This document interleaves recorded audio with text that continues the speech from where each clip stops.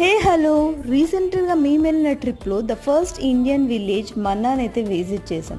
So ఈ విలేజ్లో వేదవ్యాసుడి గృహ కూడా ఉంది. ఈ గృహలోనే వ్యాసుడు మహాభారతం రాశారని కూడా తెలుస్తోంది. అండ్ అలా ముందుకు నడుచుకుంటూ వెళ్తే ఇంకా సరస్వతి నది, దాని పక్కనే సరస్వతి దేవి టెంపుల్ కూడా ఉంటుంది. అండ్ ఇంట్రెస్టింగ్ థింగ్ ఏంటి అంటే పాండవులు స్వర్గానికి ఇక్కడి నుంచే వెళ్ళారు అంటారు.